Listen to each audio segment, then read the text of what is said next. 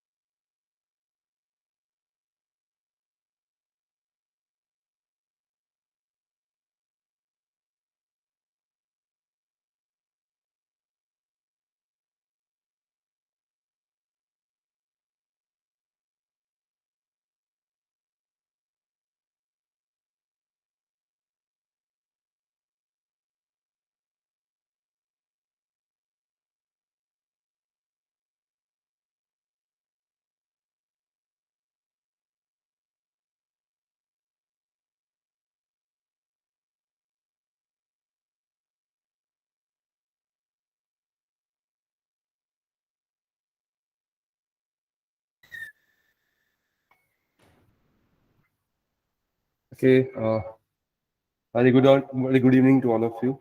I'm welcoming you to the last session of the day. It will be a laboratory session. In this session, in the first half, I'll be laying the foundation of the flow of the model sim, and we'll be comparing how the things are differing when we are requiring Quartus, when we are requiring model sim. And later on, after the foundation is being laid, the session will be taken over by Dr. Mitesh Limachia sir, and will be explaining further how to create the test bench. So, as in the earlier session, we have just taken the idea about the basic flow of quarters, and then after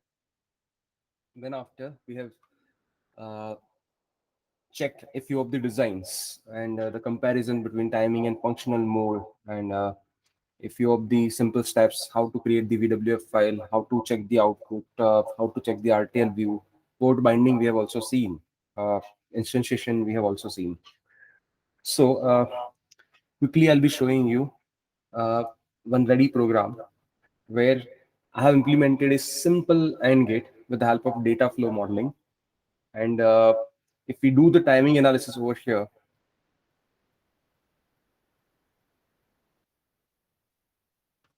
if I'm compiling the design, we'll be getting the timing analysis.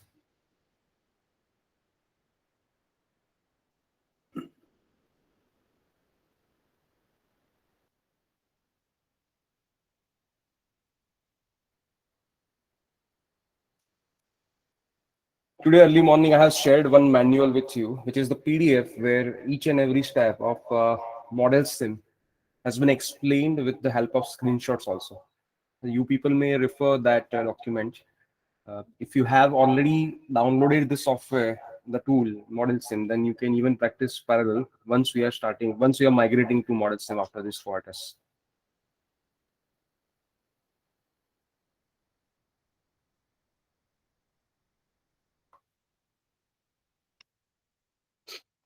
So classic timing analysis is one of the process being followed uh, during the compilation. So if we check the compilation report, then over here, the timing analysis is available.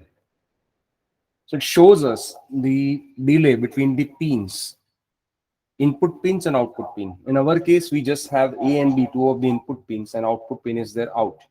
So what is the time being taken for the signal while it is moving from A to out and between the pin B to out? So it is 9.752 and 9.468 nanosecond between these two pins. So now let us see how we can just accept this data. So two of the ways are there to check these things. One of the thing is chip planner view. You can just go through. It is showing us the internal architecture of the FPGA and the placement done for our given design. So that is number one. And second thing is at least we can check the waveform that the same delay is appearing in the waveform simulation or not. So for that purpose, we'll be going to processing or the simulator tool. As we all know that functional mode, if I'm selecting over here, it will be giving me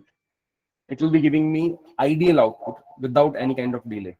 But timing mode I'm selecting, The screen is not visible. I'm very sorry for that.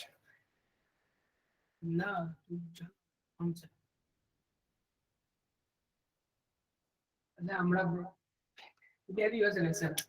screen is visible, sir, now?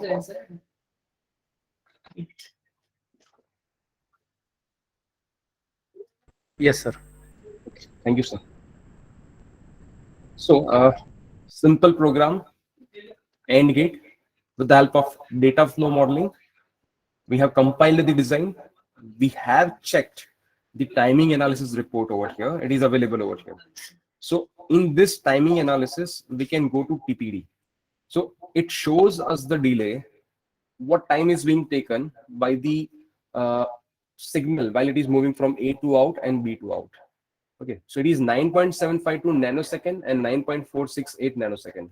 Now, actually, how the delay is taking place internally when we are see when we are using HDL in the Quartus, we are actually having some FPGA hardware available in mind to load the program. Okay, so even I have shown you the in the project initiation process, we are selecting some Cyclone or so and so family which is at the end targeting that particular FPGA board. So if you can see my screen, if you can see my video right now, then I have with me the FPGA board available. This is the E1 board available, right? And we can just simply connect the USB to this board and we can load the design, whatever design we want to do.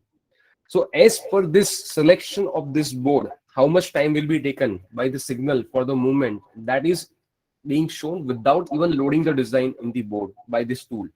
Okay, so to ensure that and to understand this thing better, chip planner view is available, which will be showing you exactly where the placement is done. Okay, see, suppose we check compilation report, then we have seen, just a minute. Yes, this flow summary. So over here we have seen that 18752 total logic elements are there, and out of that, one logic element is being used. So chip planner view is there, which will be showing you the exact placement where the particular logic element is placed by the tool.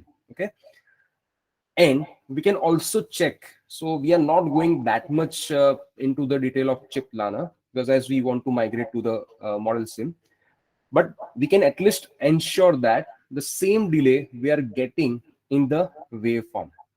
Okay, so for that purpose we are going to have the simulation, and as you know, the in simulation, if we are going for functional simulation, it will be showing us the ideal output. But in the case of timing simulation, now you can see B is continuously 1, A is being 1 over here. Okay, so but the output is getting 1 at this point, right? So you can check the delay over here, which is 49. It is somewhere around 49.752. So the same delay is there in the TPD file also. So I can say that when A is getting 1, the output is getting 1 after, see, this is 14 nanosecond. I hope the screen is visible to all of you. 40 nanosecond and roughly 40 nanosecond. And yes, and then after 49.752. So 9.752 nanosecond of delay we are expecting from A to out. The same I can explain you. The same I can demonstrate you over here. Okay, 9.752 nanosecond of delay. So you just can imagine the how accurate the performance is being shown by the tool itself without even loading the design into the FPGA board. Okay. So yes, now one more thing is there. One more feature is there. I can demonstrate you one sequential design also. So I have taken the example of D flip-flop over here. So as you can see the code, sir has explained the behavior modeling already. So always at the rate positive edge of clock, D is being assigned to Q. Okay. So in this case, if we are checking the simulation report, what should happen, everyone? Our sensitivity list is this one. So whenever the positive edge of clock is there, at that time D is to be assigned to Q, right? Otherwise, the Q will be keeping the data of D as it is. Okay, as it is a register, it will be storing the data up to the next positive edge of clock, right? So If we check the simulation report over here, then you can see D is becoming 1 over here. Then the next positive edge of clock comes at this point.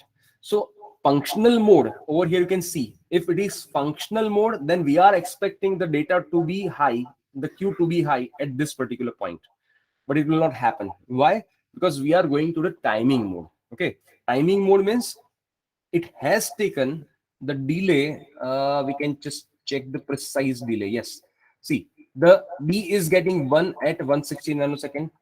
Then after the positive edge of clock comes at 162.5 nanosecond, but the output, the impact on output is appearing at 182.106 nanosecond, right? So you can say that 162.5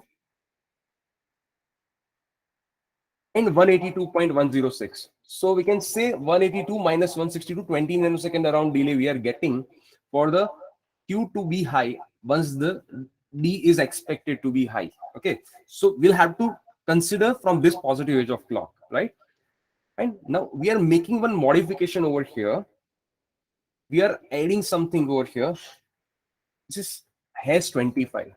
Actually, in Verilog, whenever we are mentioning has 1, has 2, has 25, it is taking the delay of that many time units before the D is being assigned to Q.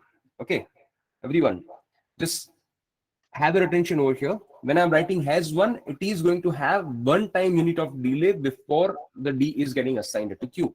Now let us see what happens if I'm compiling this design. So I have made the change. I have updated the .v file. I'm compiling the design once again.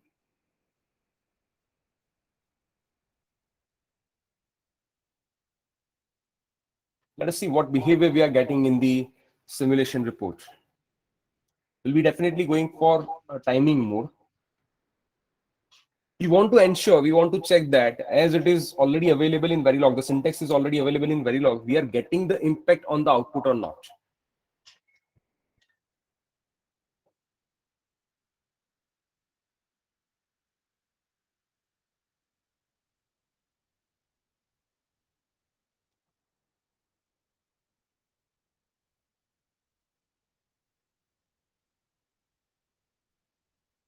It will take 1 or 2 more seconds.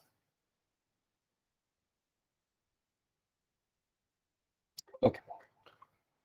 Now the compilation is done. Now we want to check the simulation of this particular design. I already kept ready the VWF file with me. So according to that, we'll be getting the output. Okay. This is the new output after 25 added has 25, right? So the Verilog HDL textbook says that we should be getting the 25 units of delay in our output as compared to the previous case, right? So let us see we have got the same or not. So everyone, 162.5 we are ideally expecting the output over here, but we have got the output at 182.1 nanosecond, right? So we have not got any of the change in the output over here. Whatever output was there earlier, the same is appearing once again. So we can say that we have not got any of the impact of this particular change we have made in the program, right? Well, let us see what other tool is available with us and how the things are working in that tool. So first of all, we'll have to get the tool. I hope some of you have at least installed the tool Model Sim from the link I have shared with you. This is Model Sim.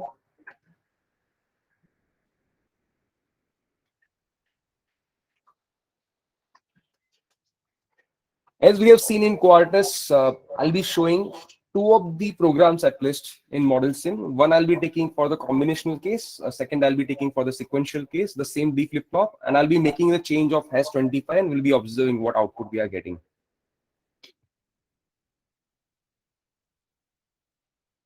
So yes.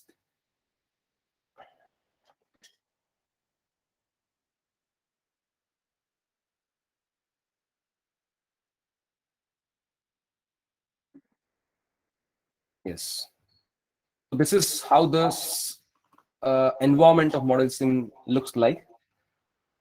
So I'll be showing you slowly all the steps for, okay, all the steps if you want to start from scratch with Model Sim.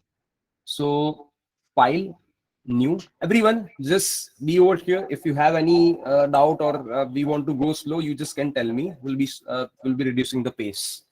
So file, new, project.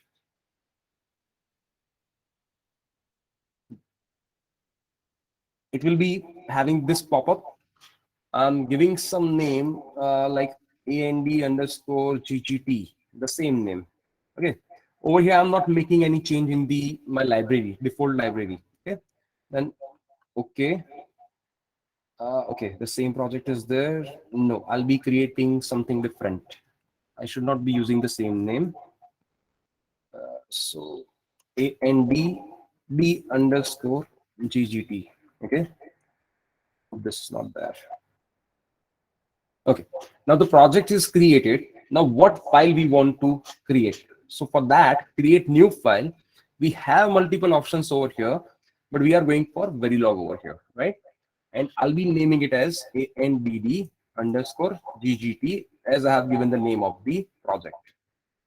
So you'll have to make sure you are changing the file type to Verilog over here. So okay, close. So one file is appearing over here. The symbol is of almost notepad and.v file. Okay. So we are double clicking it. We are writing the code, but it is already available with us. So you can see module, then input output we have mentioned, and assign we have used, data flow modeling, and end module we have written. So it is a simple Verilog code that I have already explained to you, and we have checked the same in the quarters also. Now, once we are saving it, you will be able to see the color scheme over here, which is earlier it was all black. Now all the keywords are in this maroon color, and the variables are in this color, purple color, and so on. So now, as we have done in the quarters, we'll have to compile the design. So compile all. So we are getting over here one message: compile is successful. Okay. Now the next step will be simulation. Everyone, you'll have to be careful over here. The steps are a little tricky as compared to quarters. Simulate, start simulation. So it gives us this library to work, and over there, yes.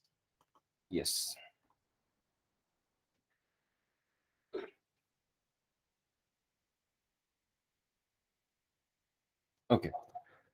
The 3 pins are available over here. I'll be selecting those 3 pins. Right click, add to wave, all items in the design.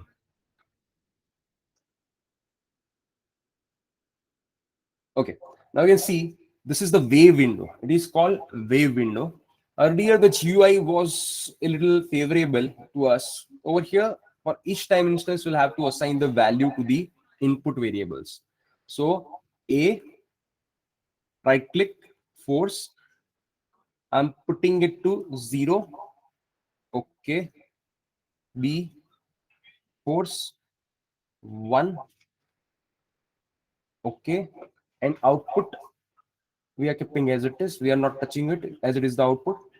So now we will be running this simulation for 100 PS. Okay, so I'm running the simulation. So 0, 1, output is 0. Now what I'll be doing, the same waveform I want to apply over here. Force 1. Okay. As you can see, both the inputs should be 1 over here. Yes. And similarly, the output immediately got 1 over here. So as per the expectation, we are getting the behavior from our circuit, right? It is the simple implementation of AND gate, right? Now, this was just to show you the flow of the Model Sim. So what we have done so far, file, new project, in that new file, Verilog file, over there we have copied the code. Okay, then we are saving it .v file with color scheme. Then the first step will be compilation. Compile all, will be having the outcome over here as the compilation is successful. The way we are getting the error in the quarters, if our code is not good enough, then over here also will be getting the same kind of error by the tool. Okay.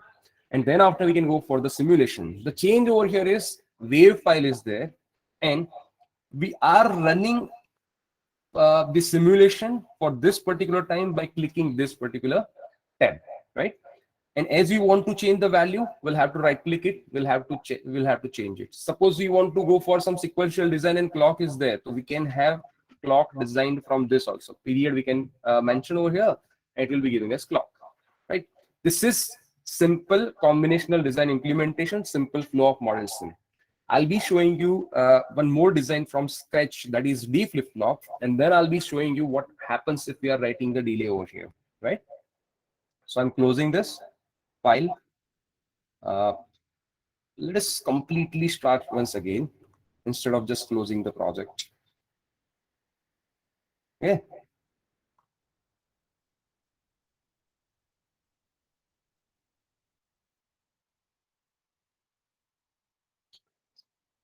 Okay, we were over here. Same thing we want to simulate once again in the model sim environment.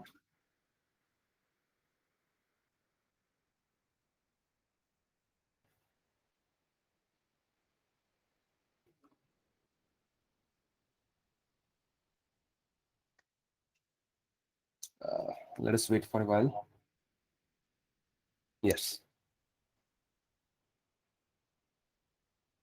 So those who are interested in the flow, I'm explaining the things once again.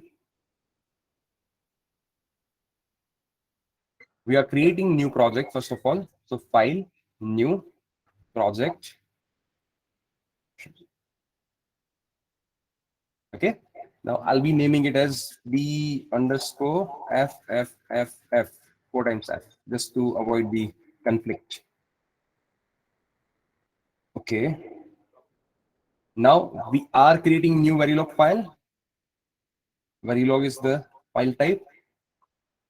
D underscore F. Is just for D flip-flop.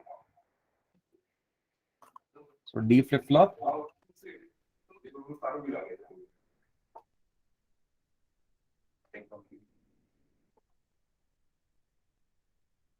Okay. So the file is ready. Now we want to check the compilation. So the compilation is successful. It has shown the message compilation is successful. Now simulation, start simulation, work, DFFF, okay.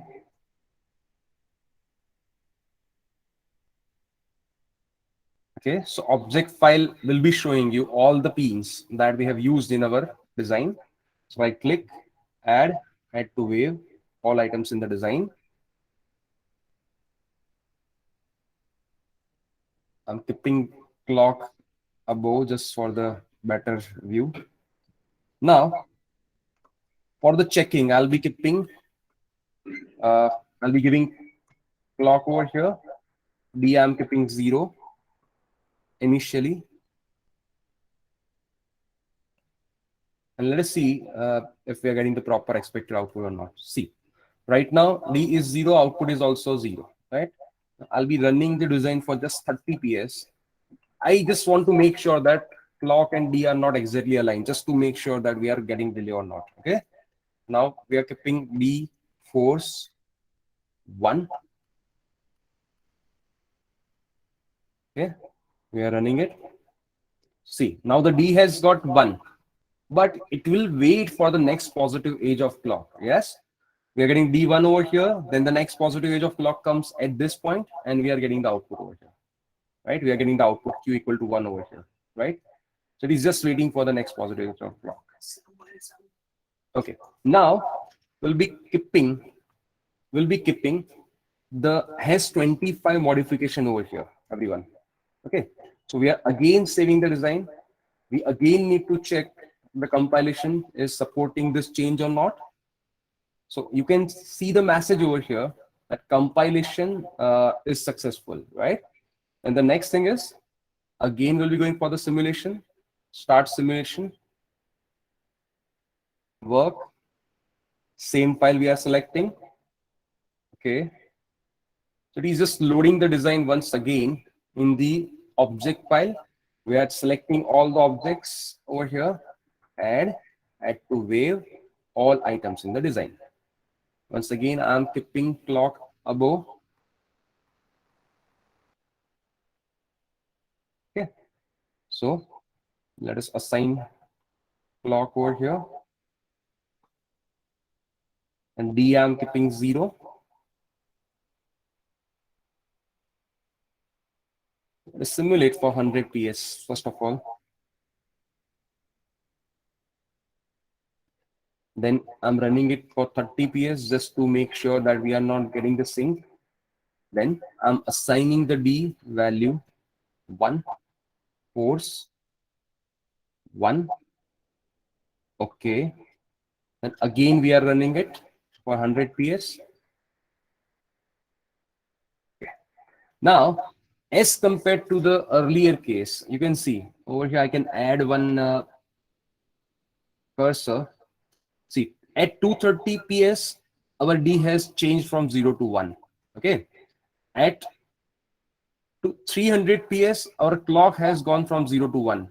What our code says, whenever the positive edge of clock comes, at that time D should be conveyed to the output. So we are expecting our output to be 1 at 300 PS, but it is actually happening 1 at this instance. And what that instance is?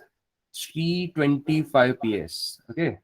So after the positive edge of clock, the D is getting conveyed up to 25 time units to the output queue. Okay. So I'm using the term very carefully. I'm using the term time units. I'm not saying PS or NS or microsecond, right? Why? Because there is also the provision available. We can change the time scale of the tool also. So for that, the instruction is like this. I can make the time scale of 1 nanosecond with the accuracy of 100 PS just by writing this thing. Okay. If we are saving it, it will be showing us that this is the keyword. Okay. So we can modify the thing over here, right? Okay. Let us, we can take one more example over here, but I think now I should be explaining the difference between the Quartus and Model Sim. That will be better for all of us. Fine. So in Quartus, as you know, while creating the project, we have selected this particular hardware. So suppose you are clicking this particular chip planner view, it will be showing you the internal architecture of the FPGA family that you have chosen, right? If I zoom this in,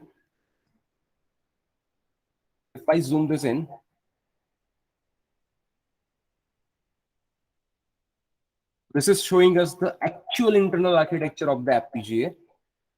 And over here, there is some small portion which is highlighted. Okay, I'm clicking it, and again I'm further zooming it, right? Double click this, you are seeing the internal architecture of this particular one logic element out of those 18,768 or something elements, right? Over there, you can see this one is LUT lookup table, which will be there if we are having some combinational part available in our design. And this is D flip-flop, which is used whenever the design requirement is having some register or some memory element required. Okay. So even we can map the actual delay from this chip planner view to our TPD table to our waveform, which we have got in the timing mode, right? So whenever the kids are appearing for the interview, one of the basic questions they people are being asked are, what is the difference between the synthesizable and non-synthesizable instructions? So the same we have explained over here. What does this mean? Whenever we are writing has25 over here, it is completely being ignored by this Quartus tool, and it is not being ignored by Model Sim. Can anyone tell me why this is happening? What can be the concluding remark by this demonstration? Anyone? What we have seen so far, once again, what we have seen so far, when we are writing has25 over here, it is just ignoring the delay and it is just showing the waveform as if there is no delay provided by us in the language. Okay, but the same thing we are compiling in model sim, we are visualizing the delay. Can anyone tell me why this is happening, or any any any takeaway from this two of the demonstration conclusion, if we can write down? Okay, some of the responses are there. Yeah, because model sim is purely a simulation tool. Yes, ma'am, you are right. Uh, Fine. Is there any other answer? I'll be really happy if someone can respond.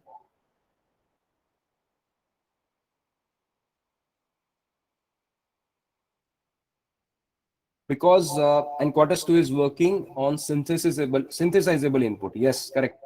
Very correct, ma'am. Do we have any other answers? Okay. Okay, fine.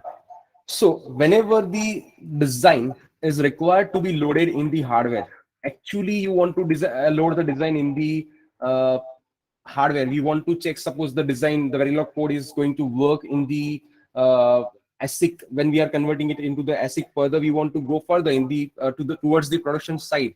Will it be working or not? So for that purpose, we have the intermediate player with us. That is this FPGA. Probably you people are able to see this. We have many such boards, and our students are regularly using these boards. So we can load our design. So whatever selection of FPGA we have done, actually that is it, the FPGA is there over here at the center of this board. So this board is actually called FPGA board, and at the center we have that FPGA family which we have selected in our tool. Okay, so there are instructions which are synthesizable. There are instructions which are non-synthesizable also in the Verilog, right? Suppose when we are writing hash25, what you feel, what it should be implementing when we are talking about the hardware. hash25 का hardware क्या implement करेगा वो Verilog में? hash25, what hardware it will be implementing? Can anyone tell me? Yes, ma'am. Delay. Okay. Any other answer? Any other answer, please? Ma'am, uh, have we have never seen any of the module which can be called delay in our textbooks. So yes, you are right. It is there to generate the delay, but it is not synthesizable. Yes, But it is not actually having any hardware equivalence, but it's only that we give a delay in the terms of model we are implementing. very correct. So there is no hardware equivalent. So that is why it is non-synthesizable statement. Very correct, ma'am. Very correct. So when we are writing hash1 or hash2, it is there to generate the delay, but it is non-synthesizable.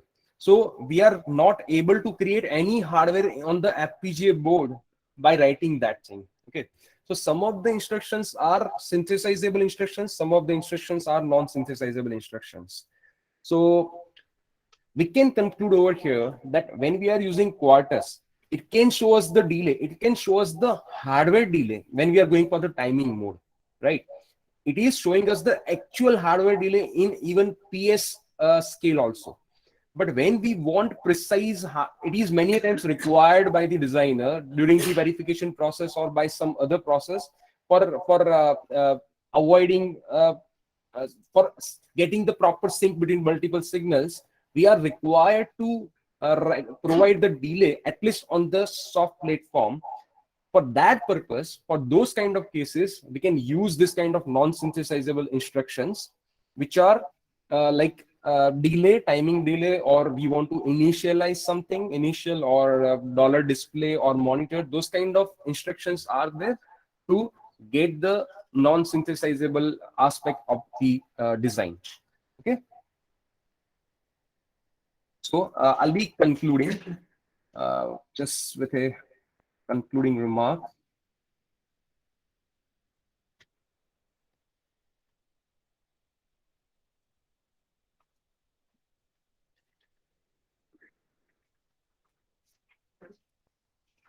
Okay, what we have seen so far, timing evidences of AND gate in the Quartus 2. We have seen the timing mode simulation. Then I have explained you the flow of model sim. The delay we tried to simulate in the Quartus, but as we know, we failed over there. Quartus is not supporting the non-synthesizable instructions. And then we have gone to the flow of model sim, and the delay we have got in the waveform over there. Without delay, we have checked the output of the D flip-flop. With delay, we have checked the output of the D flip-flop over there. 25 units of delay. And then we have gone for the comparison of Quartus by the side of model sim. So many of the non-synthesizable instructions are there, like delay or initial block. So what we can convey to our students by this? So we'll have to let them understand that whenever we are writing any of the code, we should keep in mind that what hardware the code is going to generate. Right? Something is there available in the programming language. It is not there that it will be generating some so and so hardware, right? So we'll have to make them adapt the practice that whatever things are there, the hardware you should anticipate in your mind. Then you should be converting the things into the code, and the tool should be used just to validate the things. Okay, so that is the takeaway point. So do not depend too much upon the tool. We should be deciding the hardware in our mind, and then after we can write down the language. So yes, at the end I'll be saying the mind is the better designer than as compared to any of the tool. So that was it from my side. I hope I have created at least the understanding of model sim flow very clear to all of you, and the comparison also. Now for the in-depth detail discussion will be there from Dr. Mitesh Limachia, sir. Sir, I request you to carry on with the session. Sure, Marmik, sir.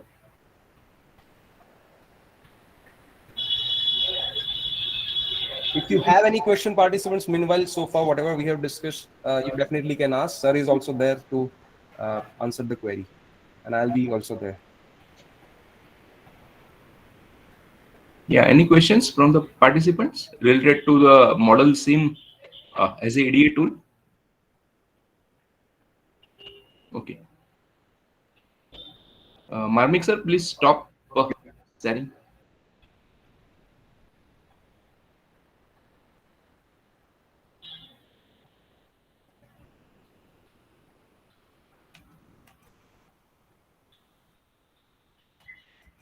So I hope that the PPTs are visible at your end.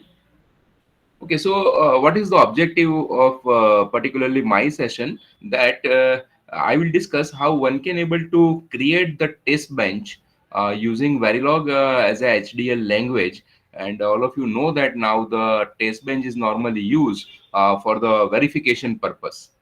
Fine. So in this FTP, up to so far, two sessions were there based upon the verification. So I hope all of you are aware with the fundamental aspects of the verification, like what is the need of verification.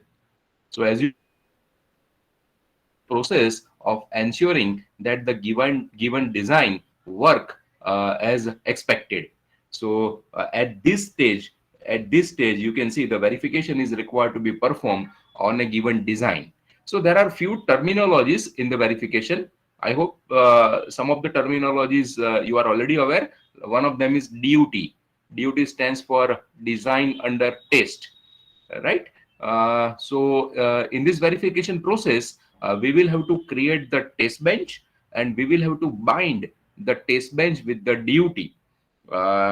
And using this process, we can pass the stimulus to the DUT, and based upon the stimulus, the DUT will respond. Fine. So basically, the need of verification or use of verification is to check whether the given design functionally as per the given specification or not. This verification is a very, very important step as far as the ASIC design flow is concerned. Fine. So normally, I will give one analogy to my students at the BTech level in order to understand the significance of this verification. That I hope you know that something in 2010, Maruti has introduced its one of the premium car, that is Ciaz. when the first lot of this premium car enter into the market, there are lots of complaint reported from the customers. Uh, Anyone know what is the significant problem reported in the first lot of Cias? Its clutch plate is not working properly. Fine. So if you look at the something 2010 or 2011 scenario, at that time, the reputation of this Maruti was significantly deteriorated. Are you getting? So the point is, the whenever any product developed into the market, before that, it has to be thoroughly verified. If the problems are reported from the market, then the reputation of client will be significantly deteriorated. So that's why this verification is a very, very important part in this ASIC design flow, and it has to be performed before the chip becomes tap out. Fine. So I'll cover the basic of verification. I am not an expert in this particular field. Let me tell you honestly. So basically, the goal of this verification is to identify the bugs in a given RTL design. The role of verification is to ensure that the given design is not having any functional error. Fine. So this is the goal of verification. See, this verification we cannot able to do once the chip is step out. Because if we talk about the fabrication process, you already know that it is very complex and costly. Fine. So this verification cannot be possible at a physical level. It can be only possible at a logical level. Fine. So that's why normally, if you look at this ASIC design flow, before this PD physical design, this process, this verification is performed right on the given RTL design. Fine. So I'm not going into detail of this, as already the speakers of previous session have discussed more on this. So as and when I'm talking about bug, right? What is bug, by the way? So as far as if I want to explain this bug in a layman language, the bugs are simple type of errors, or it may be the complex logic scenario. Right? In order to demonstrate it, you can see over here on the left hand side, I have put the bug free DUT, while on right hand side, I have put the DUT in which one bug is present or one bug is available. Before moving to further details, in order to make the session interactive, can anybody tell me which type of modeling technique I have used in order to model the full adder? Look at these sets of code. We have already discussed the types of modeling technique. Which type of modeling technique, by the way, is used over here? Can anybody comment on it? Especially the research scholars. Look at the keyword assign. Can I say I have used over here the data flow modeling technique? As I already told to you, if you are aware with the Boolean expression of the given circuitry, you may use the data flow modeling technique. So over here, you can see the assign as a keyword is used. This is the Boolean expression. This is, by the way, the DUT for the half adder. Fine. A is XOR with the B. And what this assign keyword is doing, whatever is the outcome of this Boolean expression, that will be assigned to the output port sum. You can see the sum is declared as the output port over here. And the similar thing is applicable for the carry. You know, the Boolean expression of the carry is A and B. So over here, you can see I have used this operator of the Verilog HDL language, right? And what I am assigning the outcome of this Boolean expression to the output port carry. Fine. Over here, you can see intentionally I have introduced the bug. Instead of keeping this ampersand operator over here, I have put this arithmetic operator. Fine. So this type of bug may be available in the given DUT, because the DUT is designed by the human. These Verilog codes are the written by the human. So there is a probability, there is a possibility that the DUT may be having this type of bug.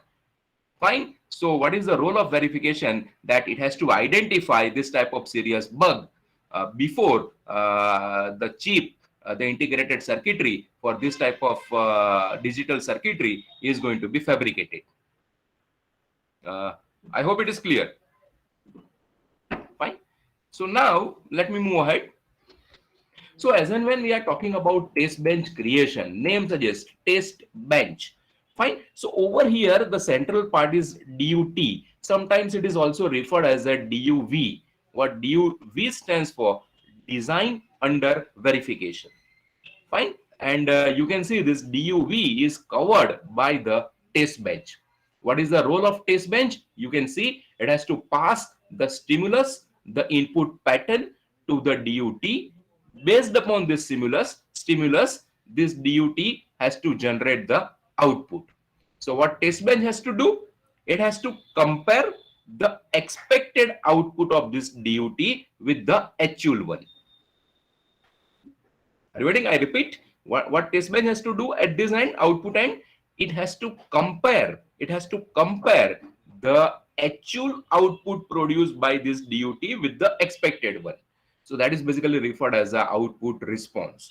So in this particular lab session, what is my objective?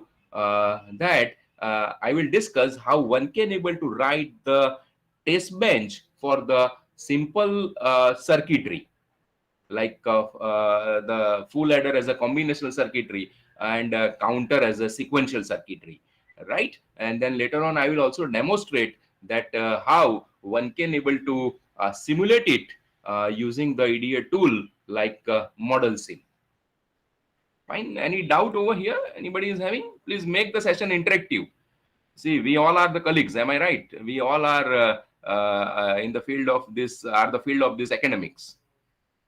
Fine. So you can see over here in this particular example, on this side, I have written the Verilog HDL code for the full adder, right?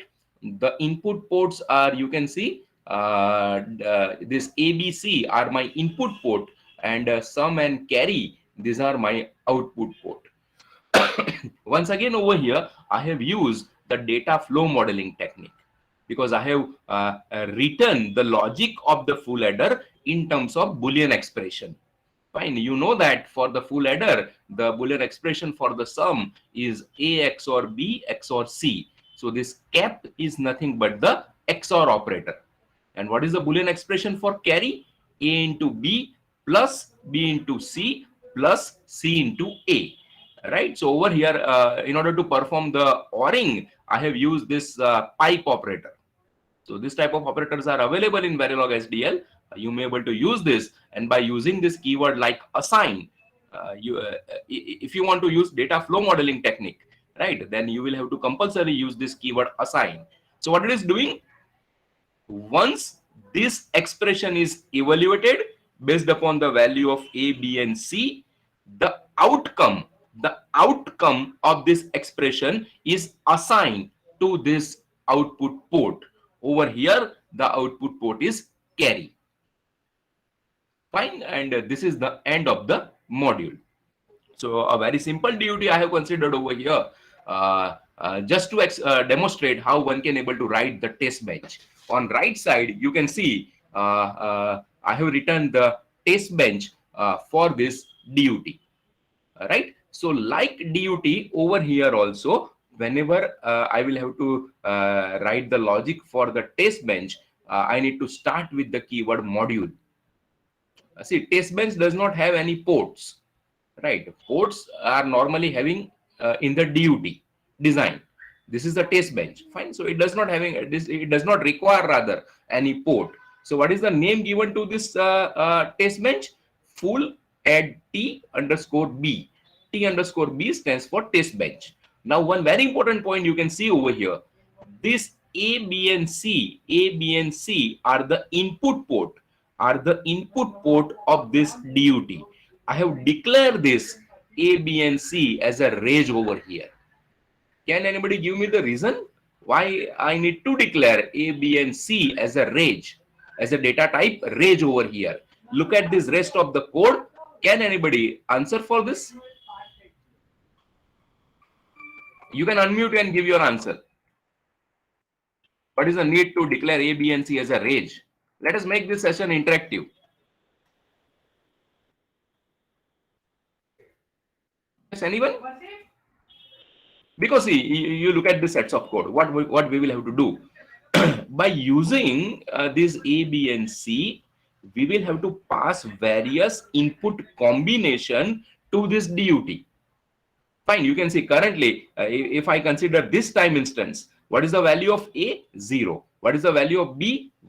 0. And what is the value of C? 0. So this type of various input combination, I will have to pass from test bench to the DUT.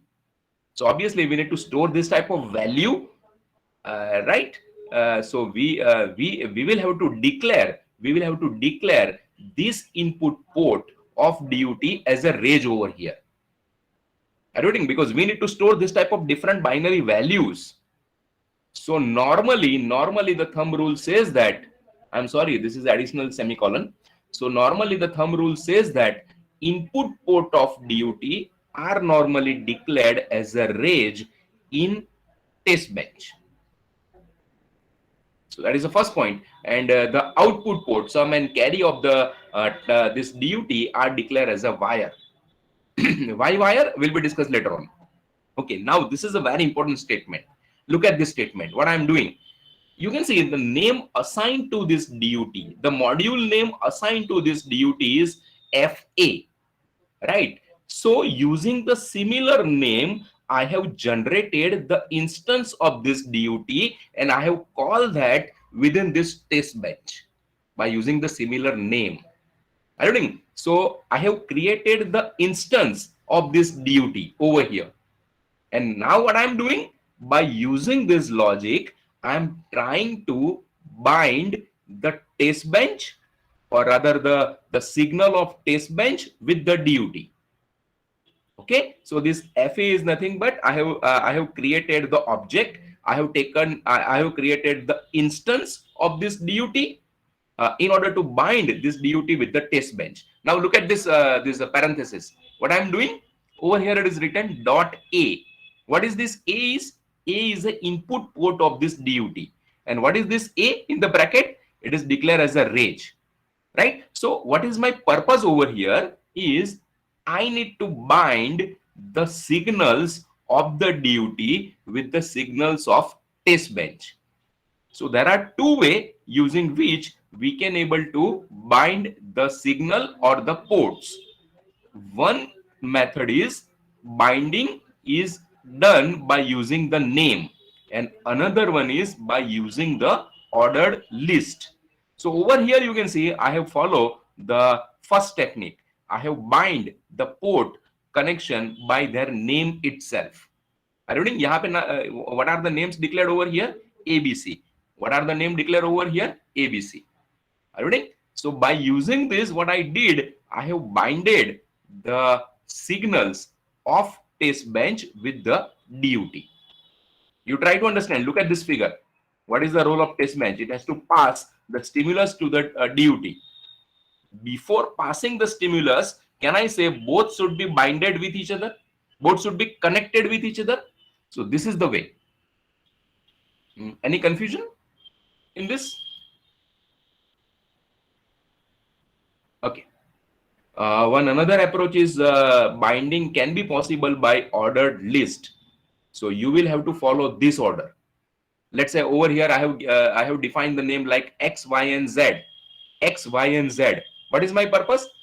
Let's say I want to bind X with A, Y with B, and Z with C. Then what I should do? Over here, instead of writing A, over here, instead of writing this, I need to write X, Y, Z.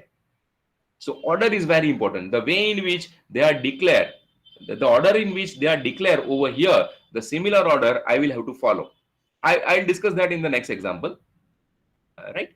So once my DUT is bind with the test bench, what I am doing, you can see over here, I have used the initial keyword. I hope you remember that. Whenever we will have to use the behavioral modeling, normally use two keyword. One is initial and another one is always. Fine. So you can see in this initial block, what I am doing, look at this. This is the beginning of initial block. This is the complete initial block. It consists of so many statements. So this is the beginning of initial block. Over here, I have put this delay element. has 10. Then I have put this value that is 000 inside this variable a, b, and c, because they are already declared over here as a range. Are you getting? So what this statement is doing, once the simulation is started, let's say at a time t is equal to 0 unit, after 10 number of time unit, this value of a, b, and c will be passed to this DUT. What this DUT will do, based upon the current value of a, b, and c, the value of sum and carry are evaluated. Once again, after another 10 unit of time, the next value of a, b, and c, you can say it is now 0, 0, and 1. So just for your clarification, B stands for binary over here, and this 1 indicates size of data. So we are passing 1 bit of data. So over here it is mentioned 1. Fine. So next combination passed to this DUT is 0, 0, 1. After additional time, after another 10 time unit, this is the next combination passed to the DUT. So by that way, over here I have written total 8 number of combination. You can see the last combination is 1, 1, 1. Are you getting my point? Based upon your requirement, you may be able to change the delay value over here. You may specify time unit of 1, time unit of 2, time unit of 5. That depends completely upon your requirement. And at the end over here, what I have written, the keyword, that is $stop. So whenever this keyword is strike, or whenever this particular syntax is executed, it basically instruct the simulator to stop the simulation. Fine. So it is normally used to stop the current simulation. So based upon the total time after this, the simulation will be stopped. This is the end of initial block, and this is the end of this module whose name declared over here is this one. Yeah, any doubt before moving to further? Can anybody tell me, see, similar thing we can able to done using Quartus2 also. Marmik sir has already discussed that once you compile your design by using the vector waveform file, you can able to generate this type of various combinations. So what is the limitation of using Quartus2? Can anybody point out over here? Because we are generating this type of combination using waveform in the Quartus2. So what is the limitation?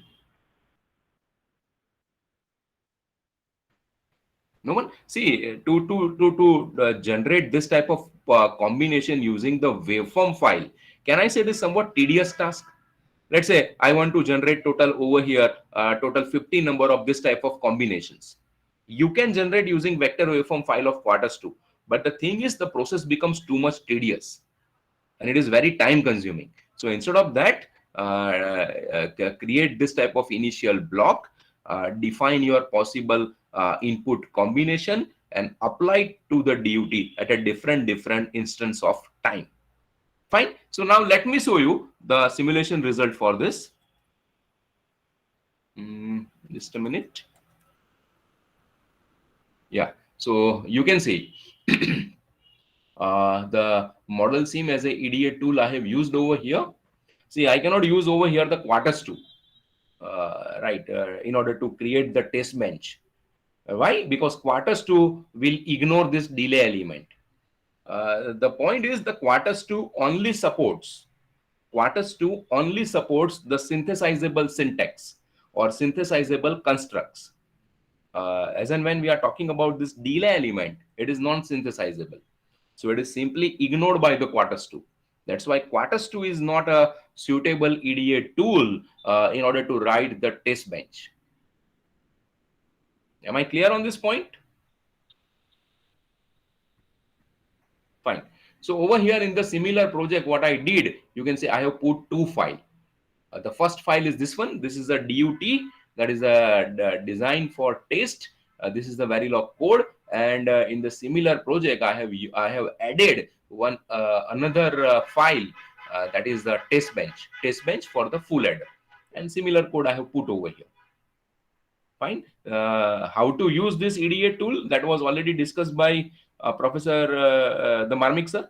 Am I right? So now you can see, if I look at the waveform, right? If I look at the waveform, then you can see these are the A, B, and C, and these are the sum and carry. If you look at this waveform, and if I put my marker, let's say at a time t is equal to 20 nanosecond, 20 nanosecond, what is the value of A, B, and C? You can see A is 0, B is 1, and the C is 1. Sorry, A is 0, B is also 0, and C is 1. So now look at, let us cross check the input combination in test bench at time t is equal to 20 nanosecond. You can see this is the time t is equal to 20 nanosecond. What is the input combination? 0, 0, 1. Are you getting? So similar combination exists in this simulation waveform at a time t is equal to 20 nanosecond. Similarly, if I consider the time, let's say 40 nanosecond, time t is equal to 40 nanosecond. What is the value of A, B, and C? A is 0, B is 1, and C is 1. Right? A is 0, B is 1, C is also 1. Look at the test bench. You can see this is the time t is equal to 40 over here. A is 0, B is 1, and C is 1. So what I want to say, this all input combination, normally we call this as a stimulus. We call this as a stimulus, right? So this stimulus at a different time instant will be passed to this DUT. What DUT has to do, based upon the current stimulus, it has to generate the output sum and carry. Right, so you can see over here, for this stimulus at a time t is equal to 20 nanosecond, based upon the current value of A, B, and C, this DUT, whose name over here is FAAA, it has generate the sum with the value 1 and carry with the value 0. Right, because see, A is 0, B is 0, and C is 1. Fine, so you already know the Boolean expression for sum. So in that case, sum will be 1 and carry will be 0. But if you consider this particular time reference, time t is equal to 40, where A is 0, B is 1, and C is 1. Are you getting? So in that case, the sum will be 0, but the carry will be 1. So at a different time instance, you can see different input combination will be applied to this DUT, and based upon the current, this input combination, DUT will generate the output sum and carry. Any question over here?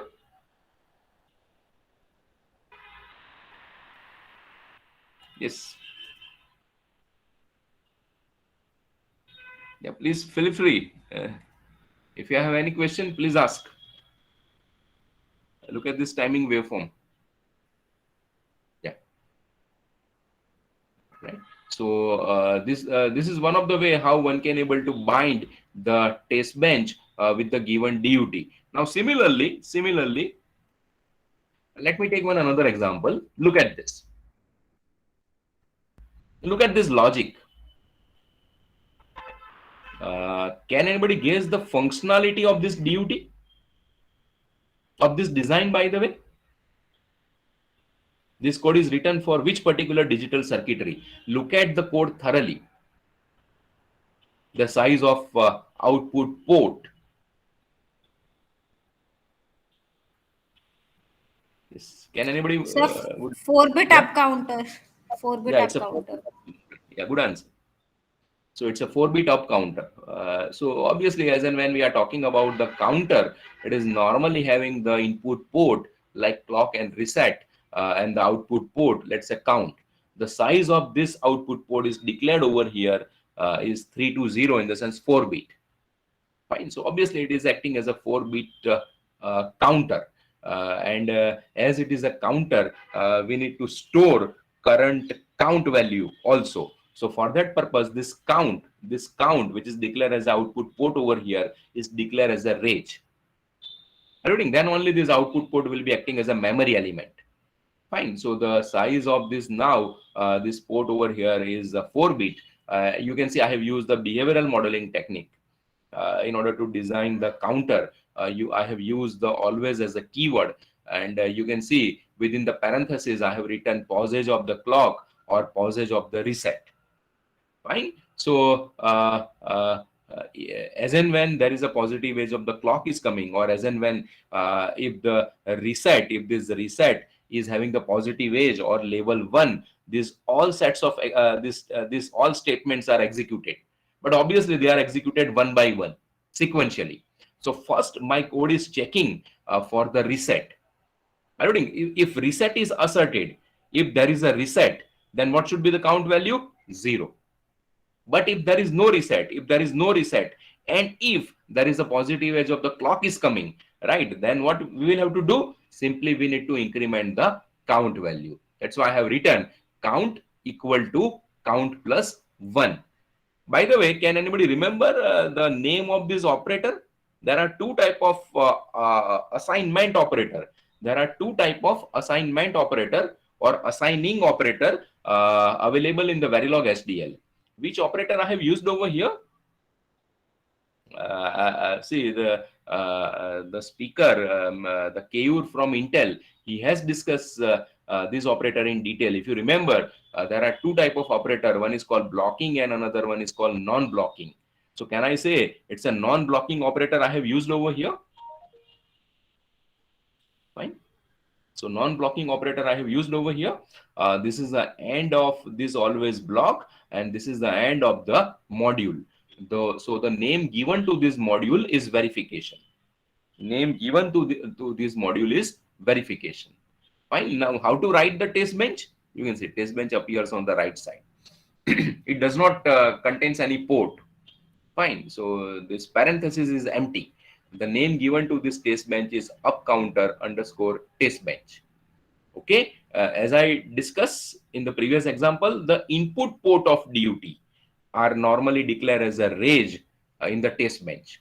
So which are the input port? Clock and reset. So they are declared as a range because we will have to pass the value. We will have to store the value inside this two input port, which are the part of DUT. Fine. And the output port of the DUT, which is count over here, is normally declared as a wire. Okay. Now what I did over here, you can see what is the name given to this DUT? Verification. Right. So over here I have created the instance of this DUT and I have called this. So it is very similar to function calling of C language. Normally the function is called by its name. Fine. So over here the name given to this DUT is verification. By using its name over here, the instance of this DUT is created. Okay. This is the instance created. And now within the bracket, you can see what I have written: clock, reset, and counter. Compare this part with the previous one. How it was different? यहाँ पे मैंने क्या लिखा था? Dot A within the bracket A. Dot B within the bracket B. So can you comment? Anyone can comment how this approach is different compared to previous one? So here the mapping is done using position. Yeah, exactly. Here the mapping is done by using the order, right? By the position in the sense, right? So over here, how they are declared? Sorry, over here, how the ports are declared? Clock is declared first, reset is declared second, and the count is declared third. So over here, the name given to this range are similar: clock, reset, and the wire is data type assigned to the counter. So similar, you can see I have used over here clock, reset, and counter. For example, let's say over here as a range I have used clock 1. Let's say clock 1. I have assigned the name. I have used the name clock 1. Then the similar name I need to write over here, clock 1. Then only this clock 1 is bind with the clock of this DUT. Have you understood what I want to say? Let's say instead of writing this reset, I have written RST. And if I want to bind this RST with the reset of this DUT, I need to write RST over here. Right? So in that case, these ports are bind, the signals are bind using their position or their order. Okay. Yeah, any question? This is once again, can I say the simple DUT? Okay. So now in this the test bench, I have used two different initial block. the purpose of the first initial block, you can see, is to generate the clock. And the purpose of the second initial block is to assert the reset signal at a different time instant. Fine. So using this syntax, what I did, I have assigned logic 0 to the clock variable. So clock will be start with the logic 0. Then I have used one of the keyword of Verilog, that is forever. Look at this syntax, forever. It's a valid keyword of Verilog. Has phi clock equal to, I have used negate operator over here, clock. So what it is doing, by the way, what the syntax is doing, can I say it is used to generate the clock. And what should be the total time period of the clock? What should be the total time period of the clock? Sir, 10 units. 10 unit, obviously. So after each and every 5 time unit, the clock is toggle. Its level is going to be toggle. Fine. So clock will be start from logic 0. After 5 time unit, it becomes 1. Its level becomes 1. After another this 5 time unit of 5, once again it goes back to 0. So like that way, the level of the clock is continuously toggle after each and every 5 time unit. Are you getting my point? And by that way, we can able to generate the continuous clock. So now this is the beauty of this test bench, right? We can able to also generate the clock signal. Fine. And now over here, what I did, you can see, let's say my requirement is initially the reset has to be 1. At a time t is equal to 0, reset has to be 1. Reset is required to be 0 after 10 time unit. Let's say this is my requirement. I need to pass this type of stimulus. Fine. So after 10 time unit, reset becomes 0. And then after 80 time unit, once again the reset becomes 1. Are you reading? Let's say at this level, I have put over here, you can see has 500. So what is the total time delay? Time unit 500, 80 and 10. In the sense, after total 590 time unit, I need to stop my simulation. So intentionally I have put this syntax over here, has 500 and then $finish. So it is used to instruct the simulator to end the current simulation, right? This is the end of this initial block, and this is the end of end module. Let me check the comment. Sir, what is the difference between stop and finish command? Because in the previous test bench, you have used stop. Both are same. Both are same. As per my awareness, both are same. See, apart from this stop and finish, there are also this type of keywords are available. We start with this dollar symbol, like dollar monitor, dollar display. There are so many such type of keywords available in the Verilog SDL to write the test bench. If I want to display something, if I want to extract the content of the port, and if I want to display in my log file, I can able to use the dollar this display command. So if you want to make your this verification process automated, fine. In that case, you will have to use this type of keyword like dollar monitor, dollar display, etc., etc. Over here, this is a very simple test bench. It is not automated. Sir, I have one more question. Yeah, please. Sir, after executing the finish command, will it take the control out of the initial block, or it will stop the simulation totally? It will stop the simulation. Okay, thank you, sir. Yeah, because see over here, this is the end of the initial block also. Over here, it's the end of initial block also. And what this initial block consists of, the role of this initial block is to pass different value to this reset at a different time instant, right? So after this, the simulation will be stopped, and this due to this keyword, right? Yeah, this initial statement will also stop, and this is the end of the this test bench. So let me yeah. Sir, because in the first initial block, we are telling the simulator to execute this statement forever, and in the second, we are just stopping the simulation. So, will it give any error? No. It will not give any error. Point is, as and when we are using this initial and always block. So in this code, I have used two initial block, right? So both initial block will execute concurrently, will execute parallelly. So that is a beauty of Verilog SDL. That in my code, if I have written two always block, then both of the always block are executed parallelly. Instead of always block, over here I have used initial block or initial keyword. So both of this block, this is a block 1, this is a block 2, both are executed concurrently, parallelly. एक initial block का क्या करेगा? It is used to generate the clock signal. And what this second this initial block is doing, it will try to assign different value to the reset signal. Sir, what about U, X, Z and other logics? In the sense, if you want to pass that value, Yes, sir. yeah. So in that case, you will have to change this one. If you specify this B, as per my awareness, you can only able to pass 0 or 1. You need to change this particular, I can say, the data type. So what it should be? I need to check that. Okay, sir. Okay. You just Google, you may able to get the answer for the same. Okay. I do not able to recall it at this time. Fine. So now let me show you the simulation result for this. You can see this is the simulation result. Already I have simulated in advance in order to save the time. So you can see this is the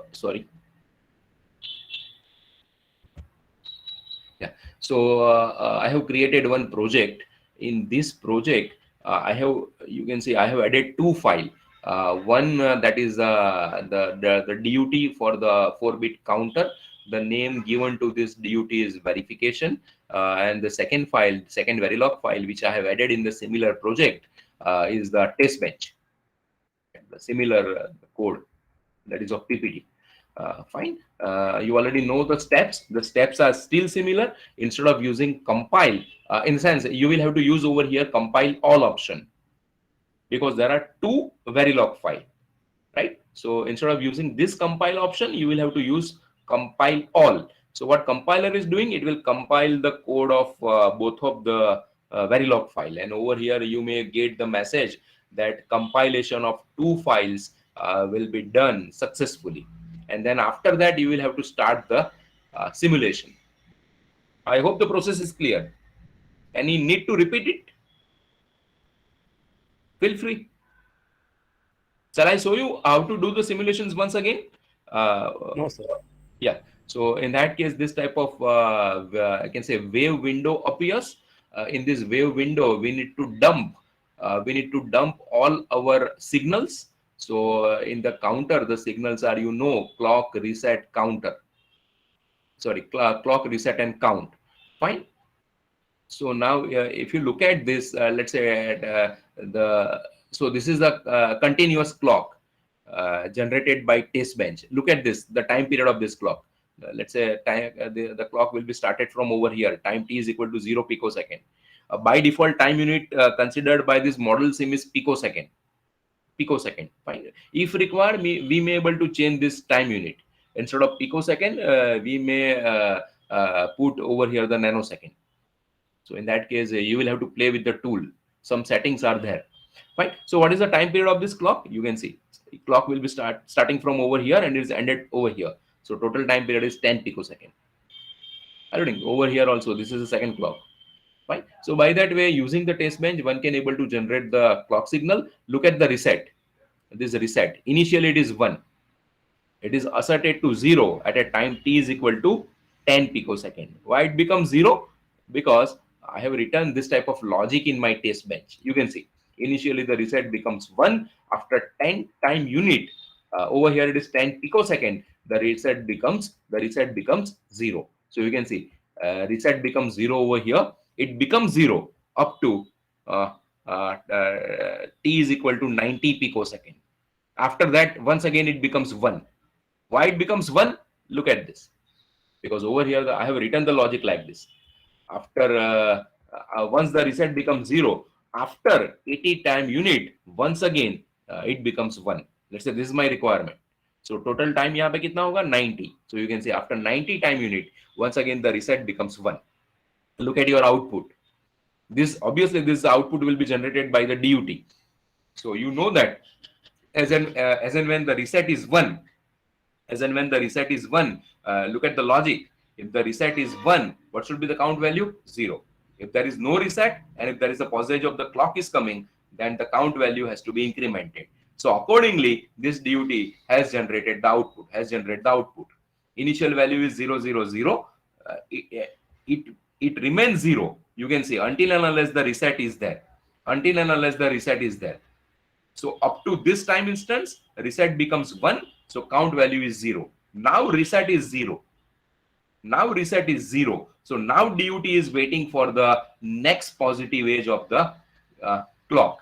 Next positive edge of the clock is coming over here. Look at this. Over here, the count value will be now incremented from 0, 0, 0 to 0, 0, 0, 1. This count value will remain as it is until the next positive edge of the clock is coming. This is the next positive edge of the clock. Over here, once again, this count value is incremented by 1. Are you ready? So you can see 0, 0, 1, 0, 0, 0, 1, 1, 0, 1, 0, 0, 1, 0, 1, 1, 0, 0, 0, 1, 1. When this count value reaches 0, 1, 0, 0, after that over here, you can see once again, the reset becomes 1. The reset is inserted, right? So what is the response of DUT? As and when reset becomes 1, the count value becomes 0. And by that way, as per our this coding, this simulation will be continue up to this much amount of total time, and after that, the simulation will be stopped. Yeah, any doubt over here?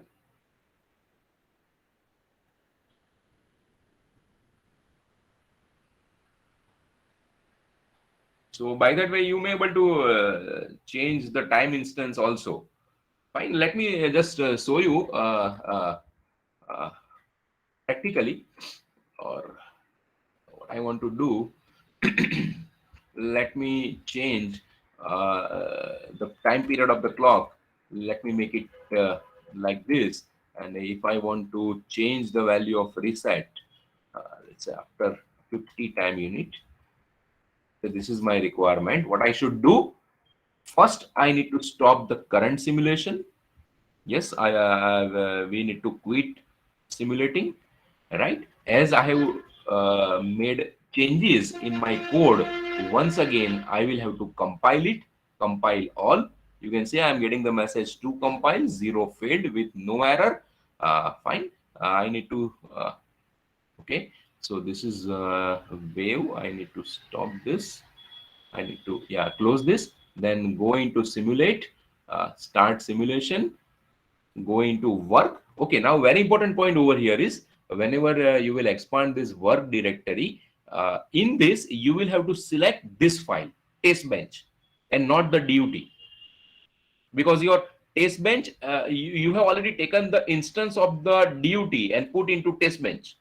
Right? So यहाँ पे आपको ये वाली file select करनी है. That is upcounter_testbench. This is the name given to this file. Then click OK. Fine. Now open the wave window.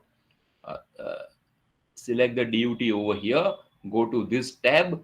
Add to wave all items in a region. So using this process, you may be able to dump your all the signals like clock, reset, and count.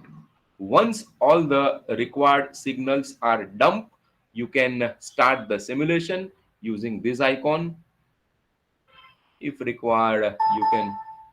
So over here, you can see at a time t is equal to something, this time unit, the simulation will be stopped because this is the way in which I have written the code. Fine. So I'll press no. And if I zoom this,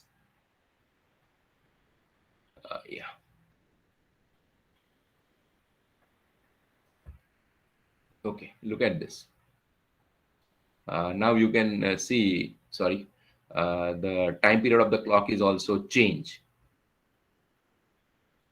Just a minute. Yeah, time period of the clock is also changed. Initially the reset becomes 1, now it becomes 0, so count value is incremented. Now at this time instant, you can see the reset once again becomes 1. As and when reset becomes 1, count value goes to 0.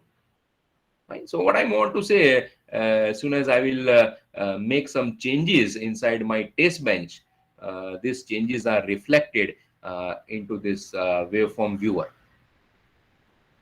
Fine. Still this process is not automated. I cannot say that I have created the complete verification environment over here, because as and when we are talking about verification environment, what the verification process has to do, it has to capture the generated output from the DUT and compare with the expected one, right? So I need to add some logic over here. I need to add some logic over here. What is the role of this logic? Let's say this first stimulus is pass, right? So what inside this, what I will have to do?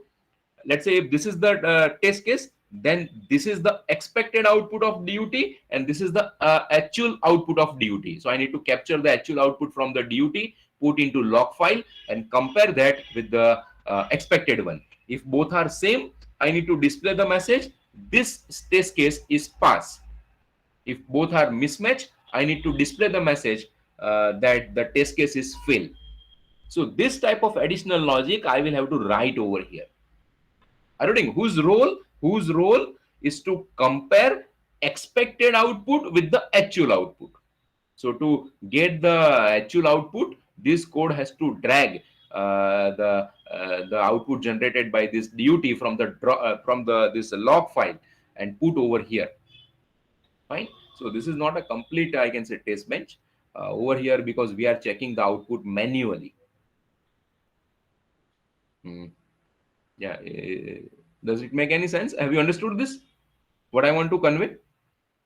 You can assign this type of this task to your students, BTech students. See, in DDU, this CMOS VLS as a subject, we introduced, we taught in the semester 4.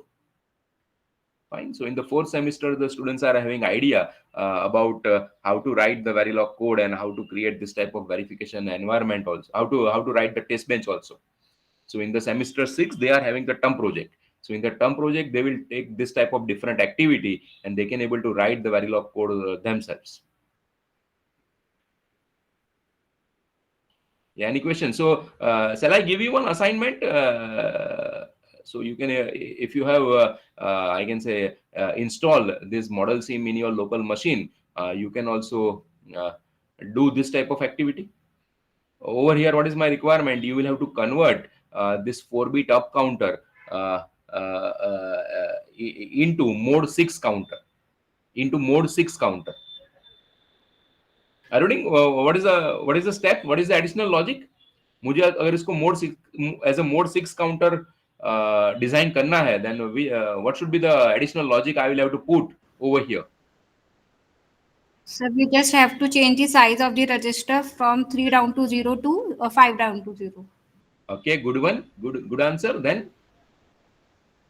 no, just a minute. 3 down to 0 to 2 down to 0, right? 5 down to 0. Mod No, 6. Okay. Mode 6. Okay. So in that case, we have to put the condition, if the count goes to 6, then we have to reset the counter. Okay. So over here, the size of this range is, can I say, 3-bit only? In the sense, 2 to 0, 2 down to 0. Because if the count value is restricted up to 6 only, fine. So right. So over here, I need to write 2 down to 0, right? Over here, I need to put some additional logic. In the sense, else if the logic is like this. Just a minute.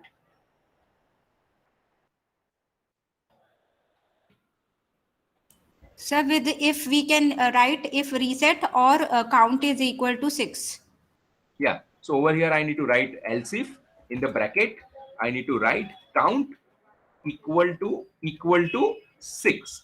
Am I right? And see, this keywords are highlighted by this color. So the editor will acting as a compiler over here. If you do any mistake, it will be highlighted over here. Fine. So I need to write over here else if count is equal to 6, and if this condition is met, then what I need to write down over here is what should be my next count value? Can I say 4? 320. 4 0 like this. Is it clear? Have you understood this? Sorry to interrupt you, sir, but you have taken count as output, so you cannot take that as an input in if-else statement. So in order to design mod 6, you have to take separate register. No, why not? Because you have taken in if statement, you have taken count is equals to 6, so- I guess. So in No, that no, I have statement, not. No. You just try to understand. I am comparing the current value of this count as a variable with the value 6. It is equal to. I am not assigning any value. I am comparing, and I already have declared this count as a range over here. It's a memory element. Am I clear? Or Okay, sir. Okay. so you can see if I'll compile. Reading and writing the count value. So, So I have declared that as a range. So from in the range you can able to write the value, and from the range you can able to also read the value.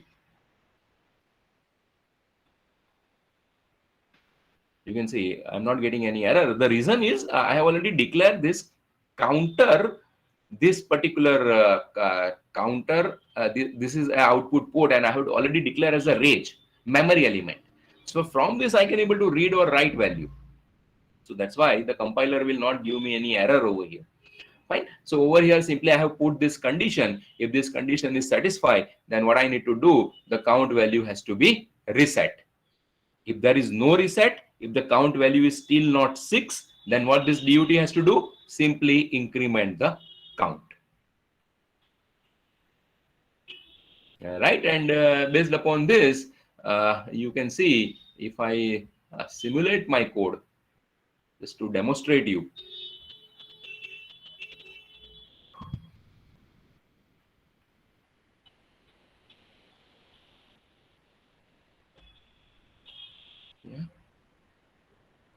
Okay, loading is done. Now let me open the watch waveform viewer.